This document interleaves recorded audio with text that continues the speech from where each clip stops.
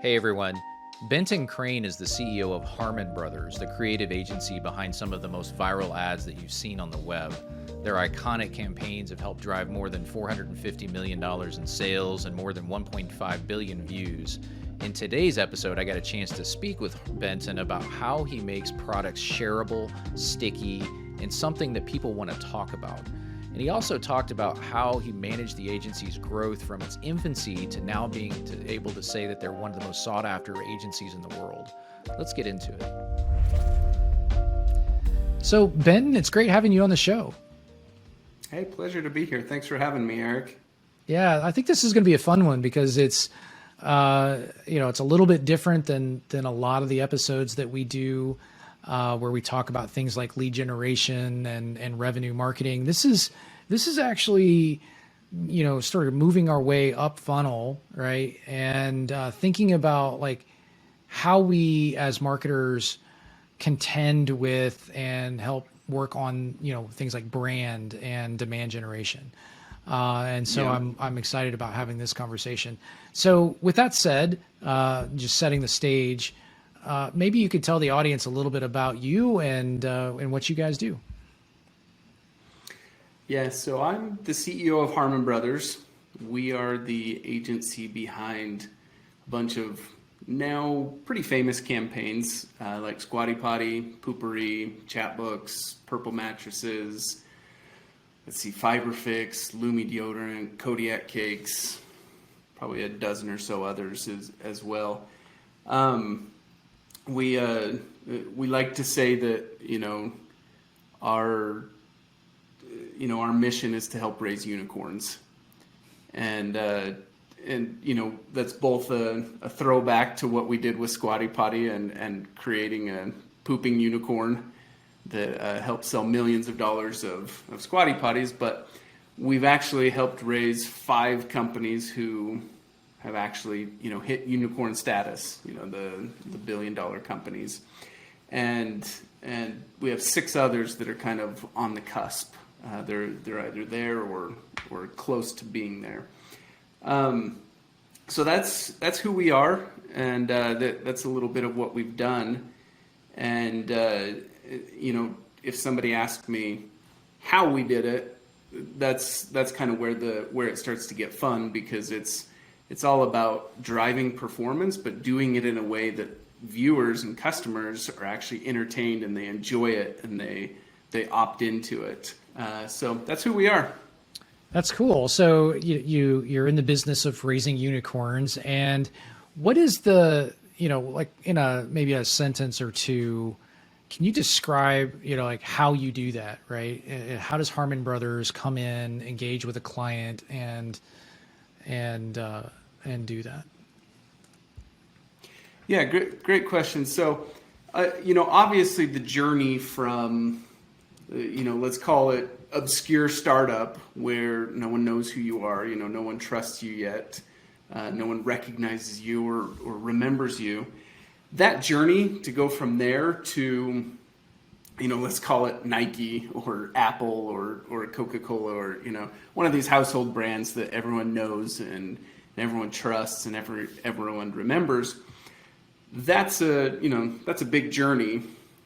And what we would recommend to someone who's at the very beginning stages of that journey is going to be very different from what we would recommend to, someone who is in the later stages of that journey. And I think that actually makes, when you stop and think about it, that makes a lot of sense, because the brand new startup who's spending, its last red cent on trying to bring in a customer is going to act very differently than the company who's out buying Super Bowl ads and that sort of thing. Yeah. And so when we talk about the how, I think the how is in meeting you where you're at and saying, this is where you're at today, and we know this is where you want to get to.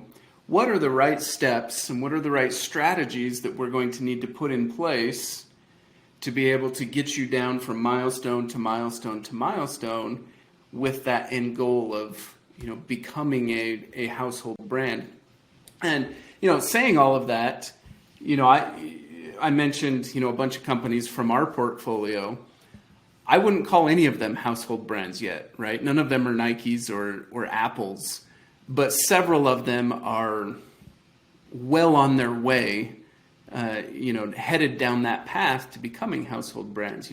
Some like Purple or Lumi or Kodiak Cakes, they're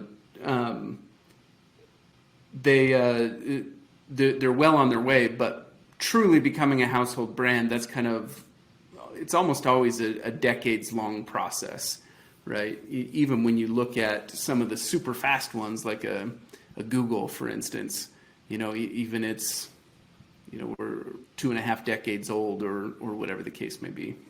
Right. So do you describe yourself as, a brand and creative agency, or do you describe yourself as like, what kind of, not to pigeonhole you, but just in terms of how, someone would think about you, how do you brand yourself? Maybe that's a better way to describe it. Right. So when somebody thinks Harmon Brothers, what do you want them to think? Yeah, great question. So I would say that, when most people think Harmon Brothers, they think something along the lines of like, oh, those are the viral video guys, or, they make those really cool videos that drive millions of views and, millions of dollars in sales. It's probably something like that. That's probably how the market perceives us. Now, I would like, over time to help the market see that it's more than that, right? We have a VC arm that brings growth capital to the table, right? Because growing a business often requires investing into, anything from inventory to, creative assets to, ad buys to, whatever is needed to grow that business. Another thing that we bring to the table is this holistic marketing strategy, right? It's not enough to just say, hey, let's make a great video and throw that out there. Mm-hmm. You need this holistic marketing strategy that is going to allow that to go out into the marketplace and succeed. As the analogy I like to use is it's kind of like an orchestra, right? Where in your orchestra, you have all these different sections, your woodwinds, your percussion, your brass, so on and so forth. Yep. And when they all play in concert, you get this beautiful music. But if you just have one all by itself, not only is the music, no longer beautiful, but the results, that you're looking for in terms of wowing an audience or whatever the case may be, it's not going to happen. And marketing's the exact same way, right? You have all the different sections of the orchestra from. Yep. Your email marketing strategy at the bottom of the funnel, or maybe your TV ad campaign at the top of the funnel, and your influencer collaborations and your affiliates, and all these different things are all the different sections of the orchestra. Right. And when those all play in concert, then that's when that's when the magic happens. And so. Back to your question of how do we describe ourselves? We describe ourselves as raising unicorns, and that is much more than just throwing a video out there. It's bringing the right strategies to the table. It's bringing the creative assets to the table. It's bringing the growth capital to the table so that the companies we work with can grow by tens or hundreds of millions of dollars. That's the goal, and that's who we are. So it's interesting. I'd love to be able to understand a little bit more because I don't know. I imagine that the people that are listening are kind of thinking, okay, well, what does that even look like, right? So because you got an interesting insight into these very fast growing companies, and mm-hmm. So maybe if you took us back to like one of your initial conversations with, one of your more successful unicorns, one of the, would you say 6? Is that right? I think we're at 5 is where we're at right Plus now. Another 6, so that are burgeoning unicorns. Is that what it is? Yeah. And so let's pick one of the 5. What is that like? Okay. What does that first day look like? Right. So, you have this sort of like get to know you call, intro call. They have a problem that they're clearly trying to solve. that they are recognizing that you can help them with? Like, what does that look like? Like, what do clients know, like, fundamentally what they're trying to solve for when they contact you? Right. Cause my experience, like, just doing like agency life over the years is sometimes yes. And then sometimes they're looking for something, maybe they're asking for one thing, but maybe they need something different. I'm just kind of curious, like, what is that dynamic for you? Like, how do you determine what makes a good client? Like, what kind of problems are they trying to solve? Like, maybe just talk us through that, because I think that would be really interesting just to sort of hear a day in the life. Sure. So, I mean, let's look at Purple Mattresses. We'll use them as a case study. So, Purple Mattresses was actually a technology licensing company, if you will, with a seat cushion company kind of running in parallel. And what I mean by that is these guys, Tony and Terry Pierce, had invented, they'd essentially invented gel as we know it in, like if you are just walking through Walmart and you see the Dr. Scholl's gel inserts that you can slip into your shoes, that gel that Dr. Scholl's is putting in there is licensed from, what's the name of their licensing company? I forget. But anyways, it's Tony and Terry's licensing company. And so they were licensing this stuff out to all sorts of products, from, the Dr. Scholl's shoes inserts to, I think, JanSport backpacks had, gel pads put into the shoulder straps, and many other use cases for it. And running in parallel to that, they had this seat cushion company that was making these seat cushions out of their gel technology, right? And I think the seat cushion company was somewhere in the neighborhood of like $3 million per year, give or take, somewhere in that range.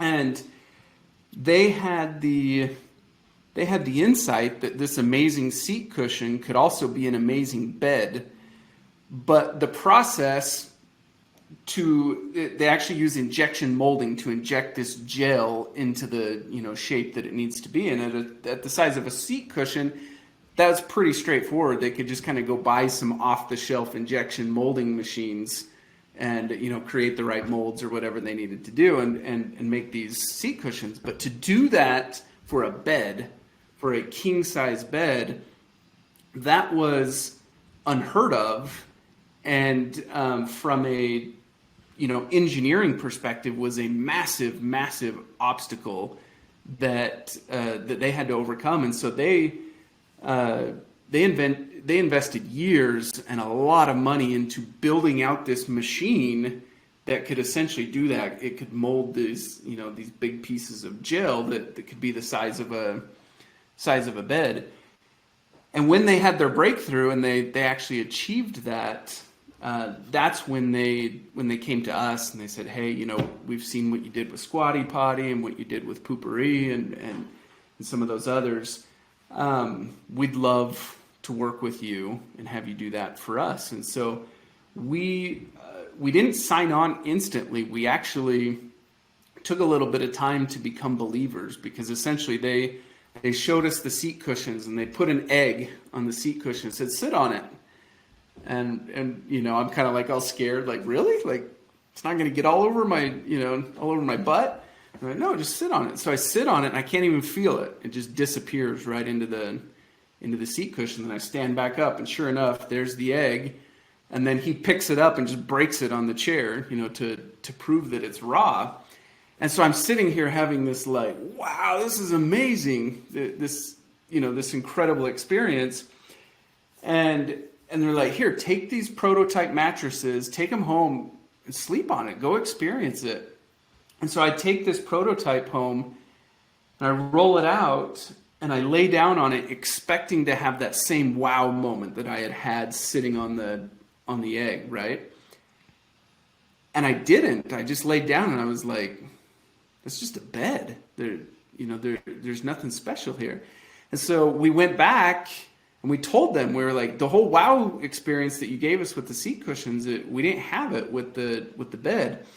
And they're like, well, we've got 2 inches of foam on top of the gel, because what our market research has taught us is that if people feel that gel, they'll be wigged out and they'll be like, oh, that's too weird. We don't want that. And so we're putting 2 inches of foam on top of it to make it more familiar, to make it feel like other mattresses. And we were like, man, we really think you're hiding what actually makes your mattress special, and you're hiding that wow factor, that wow moment. And so they went back and they made new prototypes where they brought the gel layer all the way up to the top, sent us home with some prototypes, rolled it out. Then we laid on those and we're like, there it is. There's the wow factor. Like, that's the moment where you're just like, whoa, this is different. This is cool. This is awesome. And plus it really works. Like, it's a great sleeping experience. And so that was kind of the process that we had to go through to become believers. But once we were believers, then it was like a no-brainer. We were all in. We did their full branding treatment. We created their logo and their color palette and their packaging and website and all of that stuff. Helped them stress test the name Purple to make sure that it was a name that you could build a great brand around. All those things, and so they were definitely our fastest unicorn. I think they went from 0 to, I think in the first 14 months is when they hit their first $100 million in sales. And then it kept growing from there. And within, I don't know what it was, 2 years after that, they IPO'd and went public and all that stuff. But we go through a similar process with everyone. We just have to become believers. We have to love it. We have to kind of like take on that brand DNA for ourselves, where we're like, we can be excited brand ambassadors, partners, evangelists, if you will. If we can believe it, then we can sell it. So you gave them, really, like, they had nothing other than the product, right? And you came in and you developed everything from ground up. And you said something earlier. You said you stress test the name. How did you do that? Because there's a lot of people that are listening right now that are doing the exact same thing, right? They're rolling out a new product, whether it's software or a physical product. And, one of the questions that I always get is, I don't know if this is going to work or not, or I don't know if this is going to resonate or not, that sort of thing. So walk us through really quickly, like, what is the process where you stress test or you get some validation on whether or not a name is sort of the right selection? Yeah, great question. Before we do that, I think it's important to acknowledge, like, saying they had nothing but the product, that kind of undersells like how special the product was. And I think there was like 26 years of technological development that ultimately culminated in the product. So I don't want to sell that short at all. But to answer your question about how do you stress test a name. So it kind of comes down to this fundamental belief that great brands are built, not found. And you could, go across the board. Think of any great brand: Google, Apple, Nike, whatever. Rewind back to the date of their inception, and you can guarantee that, the name at that point, a great brand name. It was just a name, right? Yeah. It's years of consistent storytelling, consistent taking care of your customers, consistent branding, consistent messaging. You do that year after year after year, and eventually you end up with a great brand. And so keeping that in mind, when you go into the process of saying, so how do we choose a name? Instead of going into it saying, how do we choose the right name? Instead, go and say, how do we make sure we don't choose the wrong name? Because great branding and great storytelling can turn a name into a great brand. But if the name is inherently problematic and gets in its own way, then building that great brand is going to be much, much more challenging. And so when we stress test, we're wanting to identify what are all the ways in which this name can get in its own way. So some obvious ones are like URL availability, right? One that comes to mind as a case of what not to do, there's a bidet company out there called Tushy. But it just so happens that there's also a hardcore porn site that is called Tushy. And it's the porn site that has the .com, not the bidet site. And so that is like a really huge obstacle to ever turning themselves into a great brand. They're always going to have that holding them back and dragging them down. Other ones are, legal defensibility, right? Does somebody else own a trademark on the name? Those are some obvious ones. Other ones are like, how hard is it to pronounce when you hear it, right? Because that's really critical for word of mouth to be able to spread. Another one is, how hard is it to pronounce when you see it? Another one is how hard is it to spell when you hear it, right? Yeah. Because those are kind of the two sides of word of mouth. You see it and you want to tell someone else about it. Oh, I just heard about it. Now I want to go to Google and look it up. Yeah. How hard is it to spell? And so these are things you can actually measure, right? You can run tests, you can run surveys to actually collect data on that. Other ones are a little more subjective, like, what type of brand play does it have? Another one is it an empty vessel that you can fill with meaning, or is it already, it already has built-in meaning? So Nike, for example, that's a great example of an empty vessel that they have been able to take and fill it with meaning over time, whereas I'm trying to think of a different one that's already like built-in name one's not popping into my head, but sometimes there are names that are just like so on the nose and so specific that it's hard to kind of then shape them into what you want them to become because they already have built-in meaning.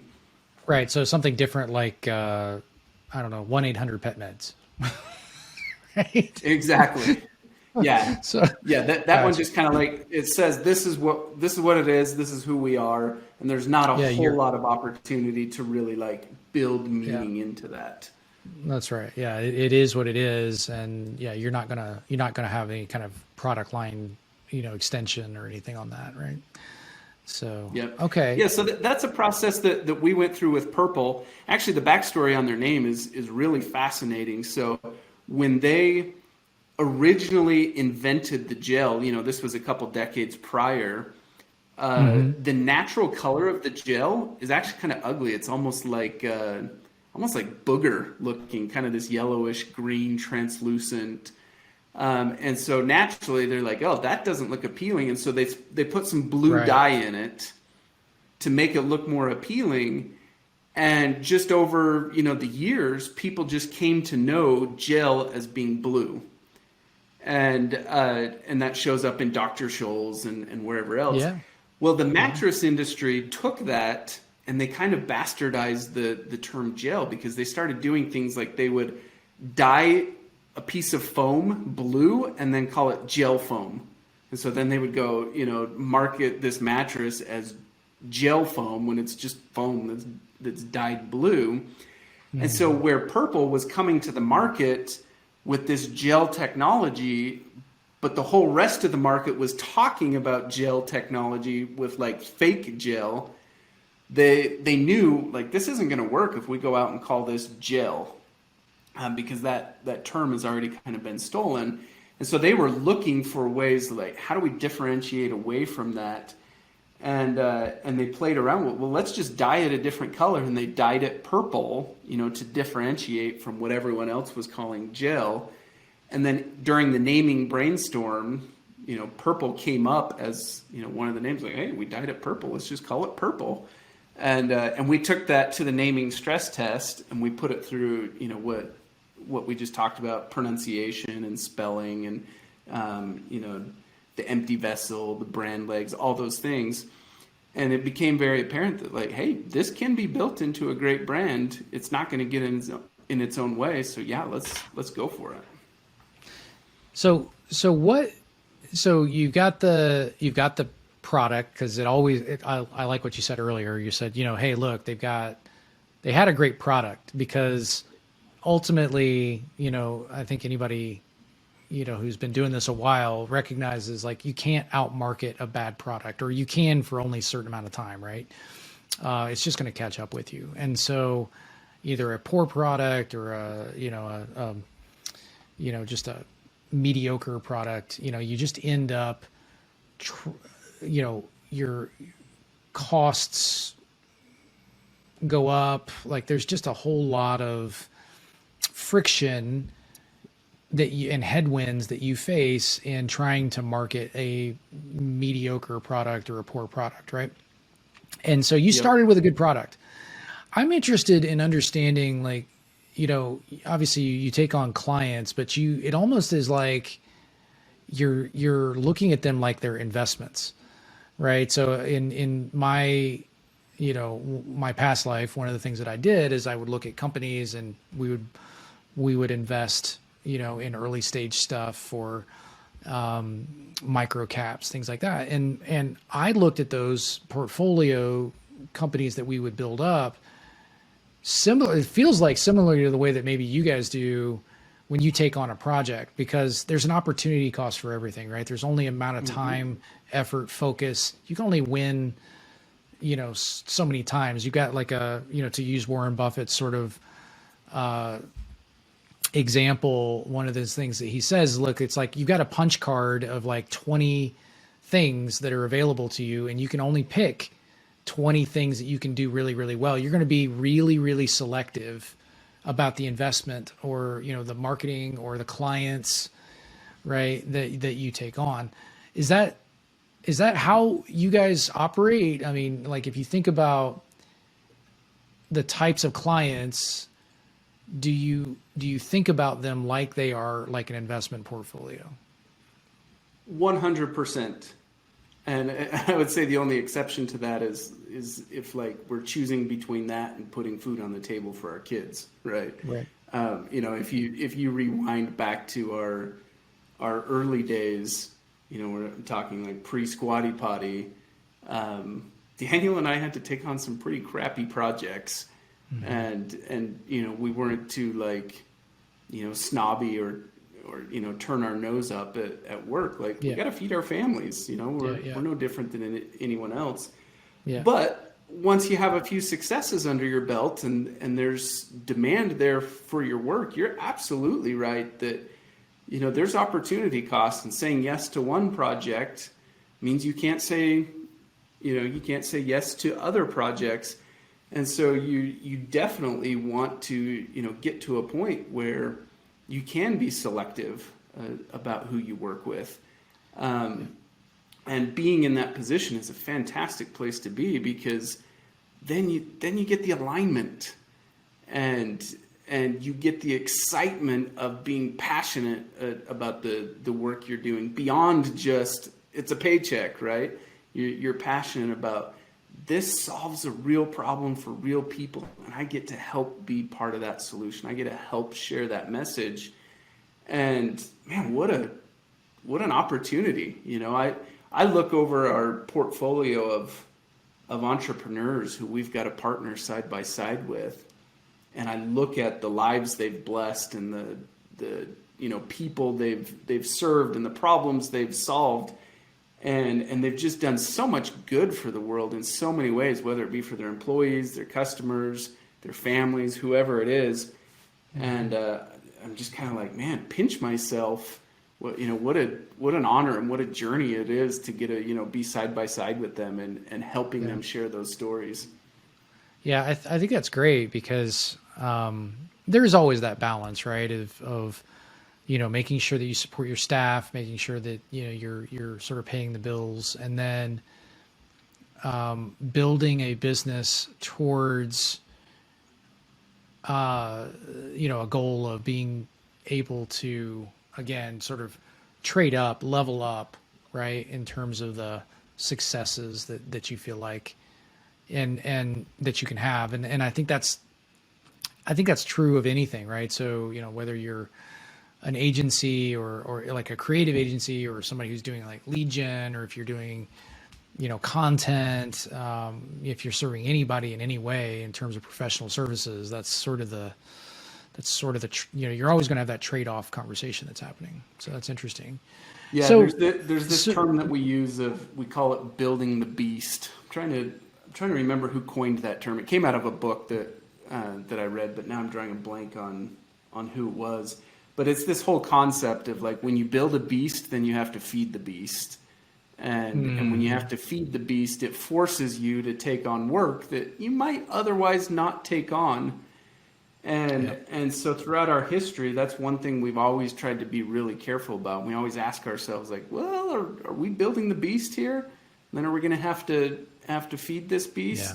And obviously that, it's a balancing act, right? We want to have a growing, healthy company, but we just want to do it on our terms, so that we don't end up just having this behemoth that we just have to start, we'll take a check from anyone who will sign the check. We don't want to get there. And so we've chose to focus on trying to build the scalable parts of our company in other ways. So our VC arm, for instance, having a VC arm that helps us get ownership in our client companies allows us to really participate in that upside success without us having to think like, we want to be an agency that's going to build out 500 headcount and have 100 different clients, that sort of thing. That's not who we want to be. Yeah. Yeah. So I think it's interesting. The model reminds me of sort of back in the day when you had direct mail companies, catalogers, things like that would have that same sort of business model. You'd have really, really good direct response copywriters that would take on clients in the same format or fashion that you guys are, I think, for what you're doing today, where they would, it was an investment for them, right? Because they felt like they could take on the client. They believed in whatever the product was that they were selling, and they would have some sort of interest, in it more than just simply billings. So that's interesting. So in terms of your creative process, I'm just wondering, like, how does that work? So let's say, a client comes to you and says, look, we want to increase, the amount of volume. We want to get this product off the ground. We want to really come out, what does that start with? Does it start with like a client brief? Like, what is the process that you go through when you're sort of thinking through, like, you've taken on this client, like, what happens next? Like, how does that work? Yeah. So, once again, it depends a lot on the stage that a client is at. So if you've got someone who's still, trying to get their first $2 million of sales, you're going to focus very much on content and creative that has a very direct sales, element to it. You're hitting the nail on the head. Here's a problem. Here's a solution. Okay, let's build some credibility. Let's overcome concerns. Let's give you an offer. Let's give you a call to action. That sort of thing. Yep. It's that very direct response style of marketing. But if you have someone like, Kodiak Cakes, for instance, I think when we started working with Kodiak Cakes, I don't remember the exact numbers, but I want to say they were, doing something like $70 million per year, and they were in, grocery stores all over the country. And the approach that we took with them was very different from that, right? Now we're trying to drive nationwide awareness to drive retail lift across this whole network of stores. And so our focus is now shifting much less on the build credibility and overcome concerns and here's your offer, all that stuff.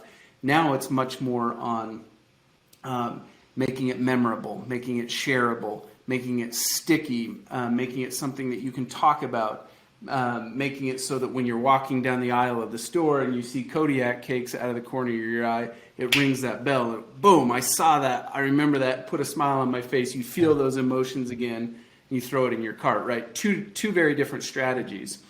But regardless of kind of where you're at, you kind of need to go through a process of coming to grips with this is where we're at, this is where we want to be. So let's take these next steps. And then you dive into the creative process knowing what those next steps are, what you need to achieve. And I think what sets us apart from, what I would describe as the agency world, right? Typically, as I understand it, agencies will go put their heads down and, come up with their best ideas and their best strategies and everything. And then they'll go pitch them to the client. Say, okay, client, this is why you should believe. This is why you should come along for the ride, or this is why you should let us, do X, Y, Z for you. That's very different from our approach. Our approach is one where we actually bring the client out. We usually go rent a cabin up at Sundance, and we'll go lock ourselves in the cabin for 48 hours, lock the cell phones away so that everyone is just like fully focused. And then we'll go through this process where we bring in writers, we bring in sales-focused writers, we bring in comedic writers. These are people who are accomplished stand-up comedians or improv comedians or sketch comedians or whatever, so that they can bring elements of this is how to make it fun, this is how to make it entertaining, this is how to make it sticky, so on and so forth. And they'll come pitch all their ideas to me and to the client at the exact same time, meaning I am genuinely hearing this stuff at the exact same time my client is hearing it. And so we're together, we're side by side reacting to this. We're going, oh man, that's amazing. Or, oh, that didn't land, or whatever the case may be. And then over the course of the 2 days, we iterate and iterate and iterate with the client side by side with us, so that by the time we walk away from there, not only are we aligned in where we're going, but the client feels ownership in it. Like they were just part of it. They got to contribute to it. They got to identify problems. They got ideas that got incorporated into it. And we've found that to really go big and to take big risks, to end up with a pooping unicorn, if you will, you really need buy-in from the client, and you can't get that unless you involve them in the creative process. I love the way that you described your thinking process of getting that client bought in to the entire way, right? As opposed to just a deliverable that they have to sort of like sign off on at the bottom and write you a check. So how does that translate to, let's take it a little bit further. So you understand who your customer who your client is, what the problem that they are trying to solve is. Now you've moved into like solutioning for that, and you've got creative around it, and you've developed a story and some buy-in from the client. What happens next in terms of things like channel, media, rollout, that sort of thing? Like, how does that work within your group? Like, how do you do that? Yeah, so we, I would say that like our core has been, we've built most of what we've done principally on YouTube and Facebook and Facebook properties, right? Or I guess now Meta properties. Right. But the work and the creative that we do there, it's really cool because those platforms are great for testing and they're great for iterating your way into creative that is super, super effective. And then once you've gone through the testing on those platforms, then you're able to roll it out across many platforms. You can go to OTT and traditional and radio. You can go to billboards, print, all of those things become available to you. And so the mindset that we try to get our clients into is one in which like experienced marketers get this and big brands get this, but usually entrepreneurs struggle with this. But there's this concept of, we always tell our clients, don't A/B test across channels, only A/B test within channels. And I'm sure that this will make perfect sense for for constant contact users, that if you're looking at your email channel and saying, okay, here are my metrics, and then you're comparing that to your, I don't know, what's a top of funnel channel? Let's say your OTT channel. You're comparing your metrics there. Yep. Mm-hmm. Yeah. You're going to draw a short-sighted conclusion that's going to say, oh, email is way more effective, so let's go ahead and put all of our eggs in the email basket. Well, the problem is email is a bottom of funnel effort, right?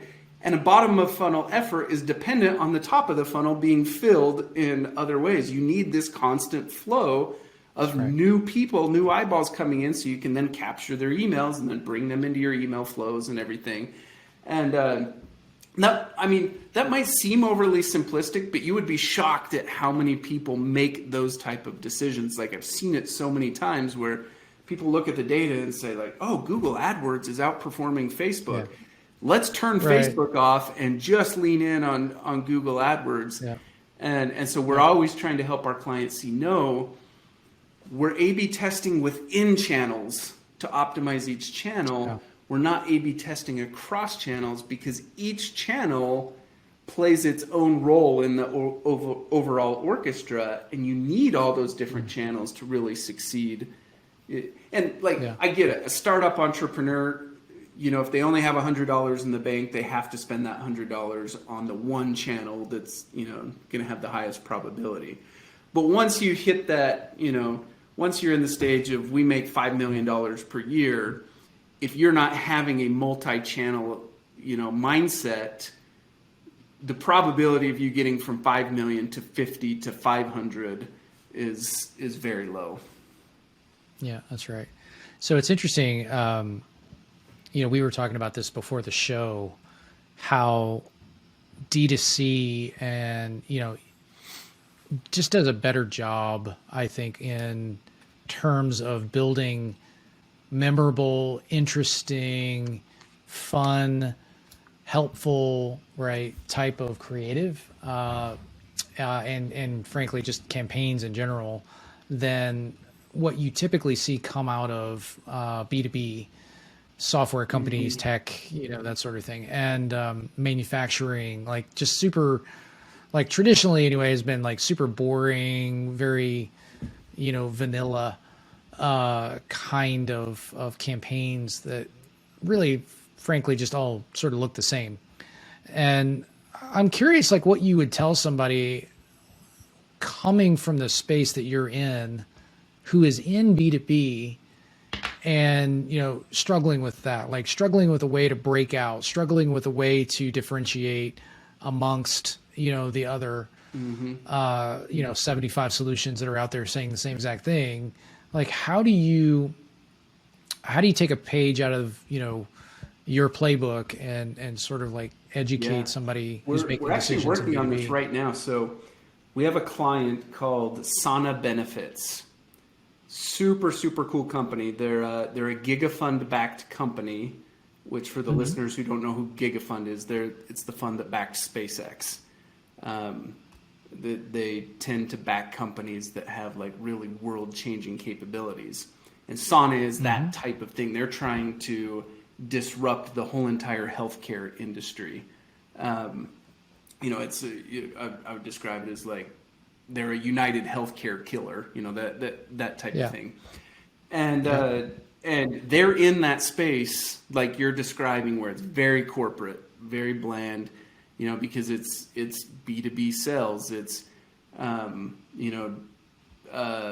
United Healthcare doesn't see their customers as, the the end user who's walking into a doctor's office. They see their customers as the businesses who are buying these, these corporate plans or whatever.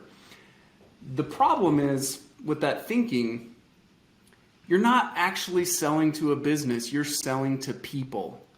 Inside of every business are real people who have real problems, who need real solutions.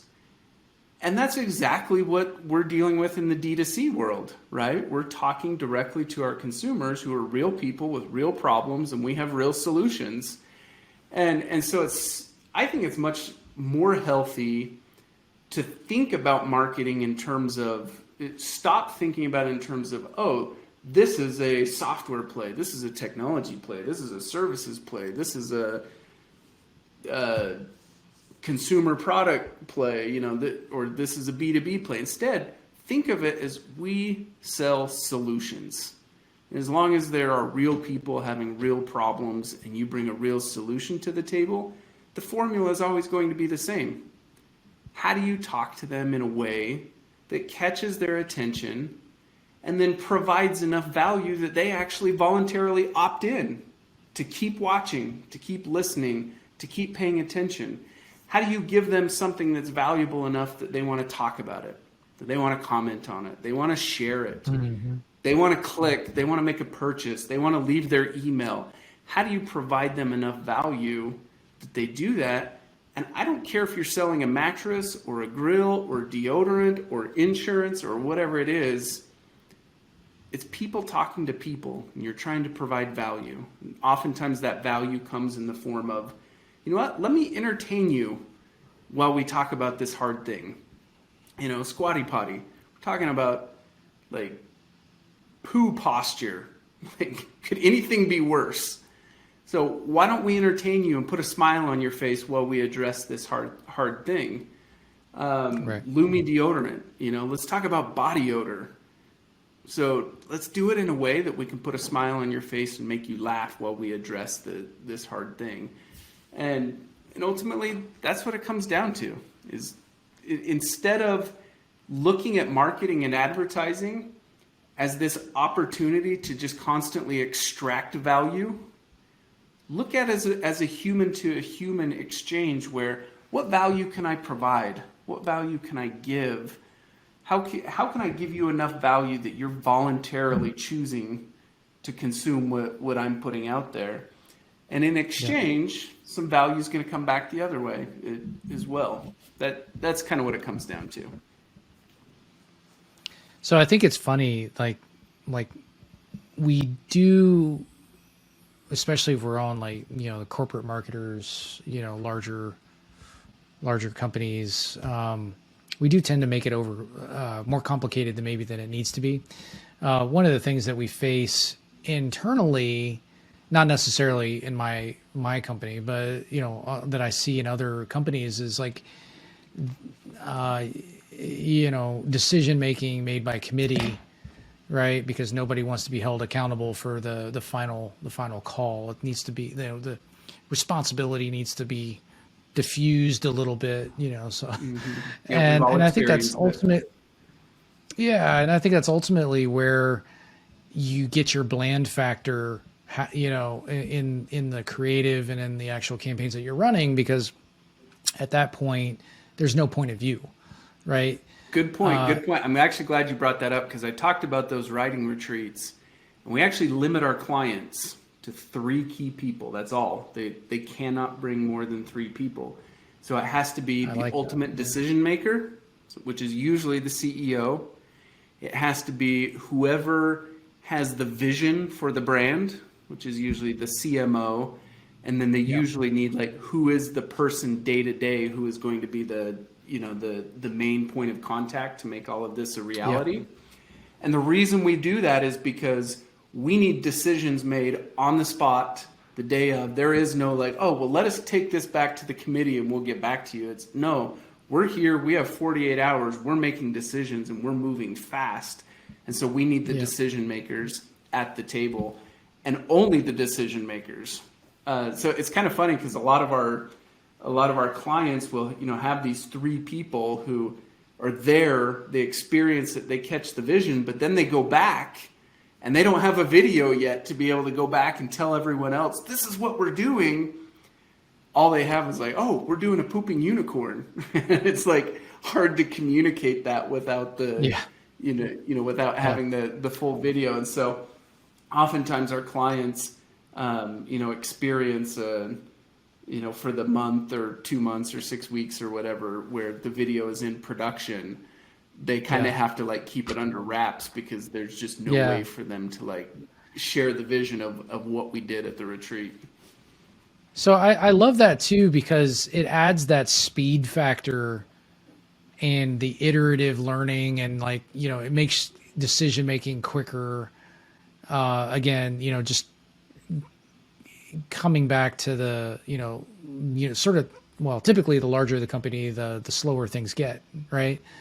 More people, more involvement, that sort of thing. And it's just, there's just like what I talked about before earlier in the episode, like there's a opportunity cost to not learning and not, getting enough reps in to be able to, learn what's working and what's not working, right? If you make a decision every quarter, then ultimately, you're not going to have nearly as much insight and data and ability to execute if you were making a decision every, 10 days, right? And so there's these feedback loops, that need to happen that, again, like the more people you involve, typically, it grinds things to a halt.